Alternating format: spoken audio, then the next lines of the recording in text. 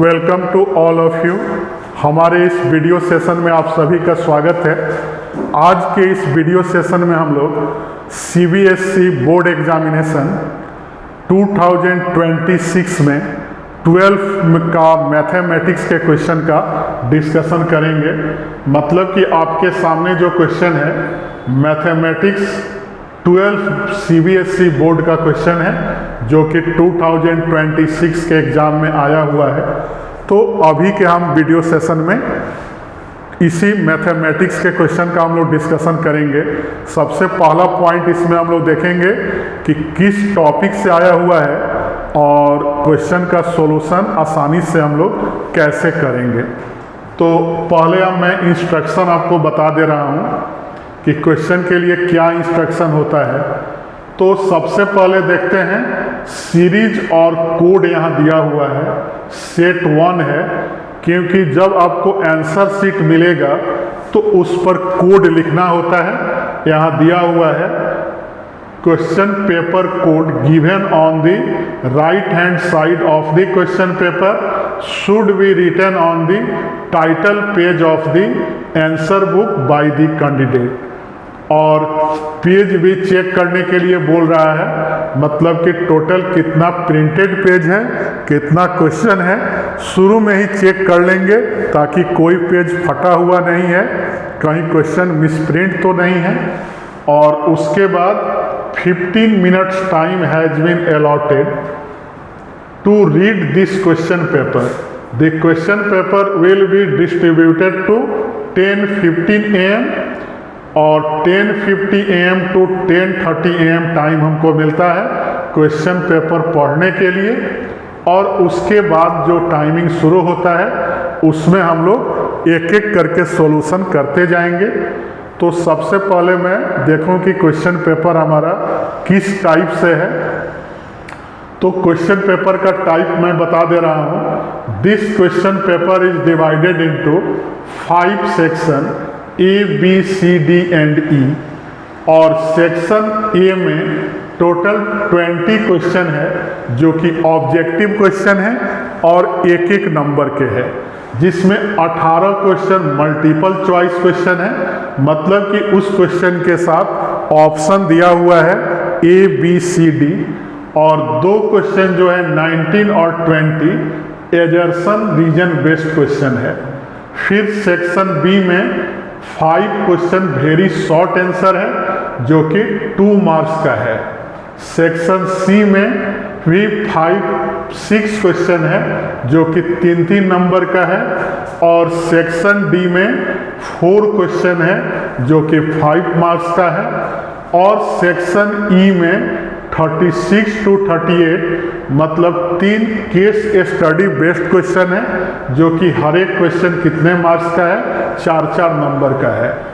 और section B में 2 question है जिसमें इंटरनल चॉइस है, मतलब और दिया हुआ है।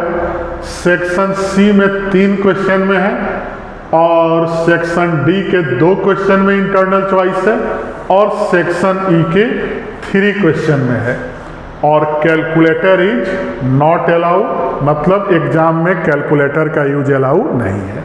तो हम लोग अब सेक्शन A पर चलेंगे और देखेंगे कि सेक्शन A में क्या दिया हुआ है। तो पहला क्वेश्चन इनवर्स सर्कुलर फंक्शन से है, दूसरा क्वेश्चन हमारा मैट्रिक्स से है, तीसरा भी मैट्रिक्स से है।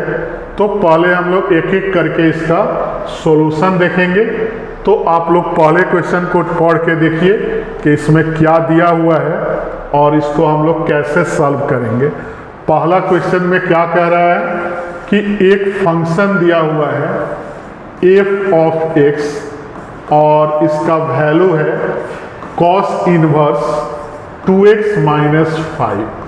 तो इसमें हमको डोमेन पूछ रहा है कि फंक्शन का डोमेन क्या होगा। तो हमें याद रखना है कि अगर y इक्वल टू fx कोई भी फंक्शन है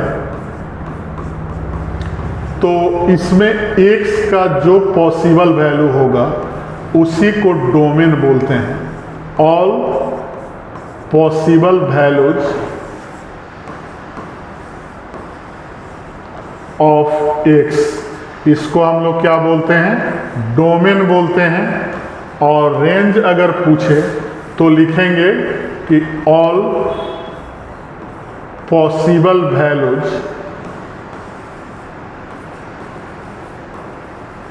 ऑफ वाई, और चाहे पूरे फंक्शन का, इसको हम लोग क्या बोलते हैं, रेंज बोलते हैं। तो यहाँ हमें किसका वैल्यू निकालना है, 2x माइनस 5 बताना है कि कहाँ से कहाँ तक लाई करेगा। तो पहले हम लोग देखेंगे कि domain of cos inverse x क्या होता है। तो कॉस इनवर्स x का डोमेन होता है -1 to +1, मतलब कि x का जो वैल्यू होगा -1 से +1 के बीच में, या मिनिमम वैल्यू -1, मैक्सिमम वैल्यू क्या होगा, +1 होगा। तो अब देखेंगे कि x के जगह क्या दिया हुआ है। तो मैं यहाँ लिख दे रहा हूँ -1, और x के जगह क्या है, 2x माइनस 5 है। तो तीनों में अगर 5 ऐड कर दें तो 5 माइनस 1 क्या आएगा, 4 आएगा। ऐड करेंगे तो 2x बचेगा, और 5 + 1 6। अब तीनों को 2 से डिवाइड कर दें तो 4/2 x और 6/2 3, मतलब कि x का वैल्यू कहाँ से कहाँ तक आ गया, 2 से 3। अब देखेंगे कि कौन सा ऑप्शन सही है, यही हमारा डोमेन हो गया। तो डी ऑप्शन हमारा सही है। फिर सेकंड नंबर क्वेश्चन देखें।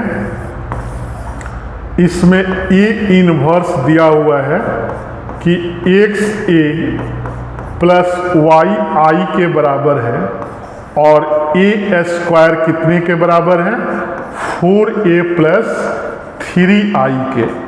तो पूछ रहा है कि x + y का वैल्यू क्या होगा। तो इस क्वेश्चन में सबसे पहले हम लोग x और y का वैल्यू फाइंड करेंगे, और तब x + y भी निकाल सकते हैं। x y भी पूछे तो निकाल लेंगे, या डिफरेंस भी पूछेगा तो फाइंड कर लेंगे। तो सबसे पहले हम लोग x और y के वैल्यू निकालने के लिए इस a² जो हमारा ये वैल्यू दिया हुआ है, इसके दोनों तरफ A इनवर्स से मल्टीप्लाई कर दे रहे हैं। तो क्या लिख रहे हैं, 4A inverse A + 3A inverse I। तो यहाँ याद रखेंगे A इनवर्स A I के बराबर होता है, और A inverse I A inverse के बराबर होगा।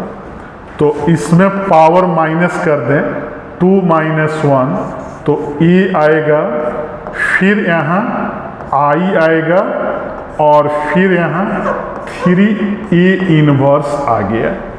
तो अब हम यहाँ से यहाँ पर लिख रहे हैं 3A इनवर्स का वैल्यू पूछा जाए, तो हम लोग बोलेंगे कि A - 4I आएगा। तो A इनवर्स का वैल्यू कितना आएगा, 1/3A - 4/3I। अब अगर इस वैल्यू से इसको इक्वेट कर दें, मतलब A इनवर्स के जगह क्या रख दें, x से y I, और 1/3A - 4/3I। तो इक्वेट करेंगे तो x कितना आएगा, 1/3, और y क्या आएगा, -4/3। तो अब अगर x + y देखें तो 1/3 - 4/3 डेट इज -3/3, मतलब क्या आ गया, -1। तो A ऑप्शन हमारा सही ऑप्शन है। इसके बाद आप लोग थर्ड नंबर क्वेश्चन पढ़ के देखें कि थर्ड नंबर में क्या दिया हुआ है। तो थर्ड नंबर क्वेश्चन में पढ़ के बता दे रहा हूं, A and B आर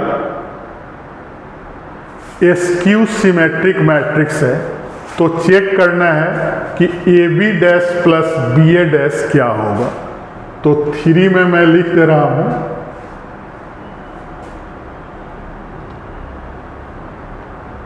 3 में मैं लिख रहा हूँ यहाँ क्या दिया हुआ है, A and B are skew symmetric matrix है। तो एस्क्यू सिमेट्रिक में ए डैश जो होगा माइनस ए के बराबर आ जाएगा और बी डैश जो होगा माइनस बी के बराबर होता है। और अगर सिमेट्रिक मैट्रिक्स होता तो ए डैश ए के बराबर होता और बी डैश बी के बराबर होता। अब हमें चेक करना है कि A B dash plus B A dash क्या होगा। तो A B dash plus B A dash का हम लोग ट्रांसपोज निकालेंगे और देखेंगे कि अगर इसी के बराबर आएगा तो सिमेट्रिक होगा और इसके माइनस के बराबर आएगा तो एस्क्यू सिमेट्रिक होगा, या अदर ऑप्शन भी आ सकता है। तो प्लस में तो जैसे है वैसे ही लिख देते हैं, तो प्लस बी ए डैश और डैश लिख देंगे। अब मल्टीप्लाई में उल्टा करते हैं, मतलब यहाँ मैं लिख दे रहा हूँ ए बी डैश करेंगे तो बी डैश और ए डैश लिखते हैं। तो यहाँ क्या आएगा, बी डैश का डैश और ए डैश, फिर आएगा ए डैश का डैश और बी डैश। तो बी डैश डैश डबल हो तो बी ही होता है, तो बी ए डैश और ए बी डैश आ गया। अब क्या देखेंगे कि ए डैश का वैल्यू माइनस ए है और बी डैश का वैल्यू क्या है, माइनस बी है। तो यहाँ पुट करने का ज़रूरत है कि नहीं है, तो यहाँ तो पुट करने का ज़रूरत नहीं है, यहाँ तो डायरेक्ट वैल्यू ही आ गया A B dash plus B A dash. तो हम क्या देख रहे हैं कि हमारा जो ट्रांसपोज है इतना ही के बराबर आ गया, तो हमारा मैट्रिक्स क्या हो गया, जो दिया हुआ है सिमेट्रिक मैट्रिक्स हो गया।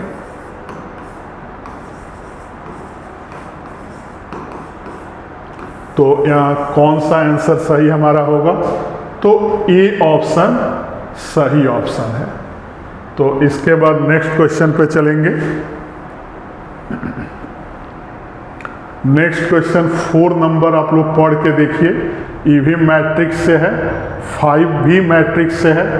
तो पहले 4 नंबर क्वेश्चन पढ़ के देखें कि क्या दिया हुआ है, फिर मैं उसका कैलकुलेशन कर रहा हूँ। तो 4 नंबर क्वेश्चन में यहाँ लिख रहा हूँ कि पहले क्या दिया हुआ है, एक मैट्रिक्स है 4 1 3 और इनटू ए है, और इसका जो रिजल्ट आ रहा है -4 8 4, फिर क्या है -1 2 1 और -3 6 3। तो अब तीनों का ऑर्डर लिखेंगे, तो ए का तो मालूम नहीं है तो m इंटू n कर दिए। इसमें देख रहे हैं कि 3 रो और 1 कॉलम है, तो 3 इंटू 1 कर दिए, और इसका कितना है 3 इंटू 3 है। तो मल्टीप्लिकेशन तभी पॉसिबल है जब इसका नंबर ऑफ कॉलम दूसरे के नंबर ऑफ रो के बराबर हो। तो m क्लियर हो गया कि 1 के बराबर होगा। अब देखेंगे कि रिजल्ट जो 3 इंटू 3 आया, तो इसका रिजल्ट होता है 3 इंटू n। तो 3 इंटू n कितने के बराबर आ गया, 3 इंटू 3, तो n का वैल्यू कितना है 3 है। तो ऑर्डर ऑफ अगर a पूछ रहा है तो क्या आ जाएगा m into n that is 1 into 3। तो हमारा ऑप्शन बी सही है। उसके बाद 5 नंबर क्वेश्चन देखेंगे। ए स्क्वायर का वैल्यू ए के बराबर दिया हुआ है और एक रिलेशन है i माइनस ए का होल क्यूब कितने के बराबर है, x इंटू ए और प्लस i। तो पहले हम लोग होल क्यूब तोड़ के देखें कि कितने के बराबर आएगा। तो A cube minus B cube minus 3ab और ब्रैकेट में क्या होता है a माइनस बी। तो आई क्यू तो आई आ जाएगा, इसको ए स्क्वायर इंटू ए, आई ए होगा, और ब्रैकेट में क्या है आई माइनस ए। फिर नेक्स्ट इधर मैं लिख रहा हूं, तो क्या लिखेंगे एक्स ए प्लस आई कितने के बराबर आ गया, तो आई माइनस और ए स्क्वायर के जगह ए रख दें तो ए इंटू ए, और ब्रैकेट से मल्टीप्लाई करें तो 3ai प्लस 3a स्क्वायर।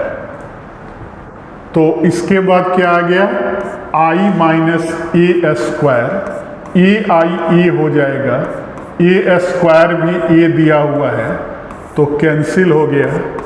तो एक्स ए प्लस आई कितने के बराबर आ गया, ए स्क्वायर के जगह ए लिख दें तो माइनस ए प्लस आई, तो x का वैल्यू कितना आ गया -1। तो यहाँ x का वैल्यू पूछ रहा था तो क्या आ गया -1 आ गया। फिर नेक्स्ट हम लोग देख रहे हैं कि क्वेश्चन दिया हुआ है मैट्रिक्स का कि b इंटू, अगर एडजॉइंट ऑफ b करें तो इसका वैल्यू है 1/3 0 0, फिर 0 1/3 0 0 0 1/3। तो b इंटू एडजॉइंट b याद रखना है कि इसका वैल्यू होता है डिटर्मिनेंट ऑफ b और i, और 1/3 कॉमन ले लें तो 1 0 0 0 1 0 0 0 1, तो कितने के बराबर आ गया डिटर्मिनेंट ऑफ b और i 1/3 i आ गया। तो कहेंगे यहाँ कि डिटर्मिनेंट ऑफ b कितने के बराबर है 1/3 के। अब देखेंगे कि क्वेश्चन में पूछ क्या रहा है। तो क्वेश्चन में डिटर्मिनेंट ऑफ b इनवर्स का वैल्यू पूछ रहा है। तो हमें पता है कि bb इनवर्स i होता है, और अगर इसका डिटर्मिनेंट निकालें तो i 1 हो जाएगा, और डिटर्मिनेंट ऑफ b और डिटर्मिनेंट ऑफ b इनवर्स 1 होगा। तो determinant of b inverse one by determinant of b आ जाएगा। तो one by determinant of b 1/1/3 that is कितना आ जाएगा 3 के बराबर c आ जाएगा। उसके बाद हम लोग 7 नंबर क्वेश्चन पढ़ के देखें कि 7 नंबर में क्या दिया हुआ है। तो आप लोग क्वेश्चन पढ़िए, k का वैल्यू निकालना है, जहां गिवन फंक्शन क्या है f(x) is a continuous function है। तो मैं पहले फंक्शन लिख दे रहा हूं, f(x) इक्वल टू दिया हुआ है x² साइन 1/x, कब इसका वैल्यू है जब x 0 के बराबर नहीं है, और k इंटू x प्लस 1 जब x 0 के बराबर है। तो कंटिन्यूअस है तो यहाँ क्या लिखेंगे कि LHL RHL किसके बराबर होगा f(0) के। तो LHL कितना होता है लिमिट h टेंड्स टू 0, और यहाँ आ जाएगा h² साइन 1/-h, और RHL आ जाएगा limit h tends to 0 h² sine 1/h, और f(0) k into 0 plus 1 that is k के बराबर आ जाएगा। तो इसको एक लाइन और सॉल्व कर लें तो k बराबर आ रहा है limit h tends to 0 h² sine 1/h, और equal to limit h tends to 0 h² sine 1/h। मैंने इसको एक नंबर इक्वेशन दे दिया। अगेन में हमें पता है कि साइन 1/h का वैल्यू -1 से +1 होता है, क्योंकि साइन का वैल्यू -1 से +1 होता है। अगर -h² से मल्टीप्लाई कर दें तो कितना आएगा, h² sine 1/h less than +h²। अब अगर इस पर लिमिट लगा दें, h टेंड्स टू 0 -h², और यहाँ भी लिमिट लगा दें, limit h tends to 0 h² sine 1/h और less than equal to limit h tends to 0 h²। तो दोनों का वैल्यू क्या आ जाएगा, 0 के बराबर आ जाएगा। तो लिखेंगे कि 0 less than equal to limit h tends to 0 h² sine 1/h और लेस देन इक्वल टू 0। तो यहाँ से क्लियर है कि 0 0 के बीच में है, तो इसका वैल्यू एग्जैक्टली क्या आएगा, साइन 1/h 0 ही आएगा। तो इक्वेशन नंबर 1 से अगर देखें तो k का वैल्यू क्या आ जाएगा, 0। तो ऑप्शन देखेंगे तो डी ऑप्शन हमारा सही है।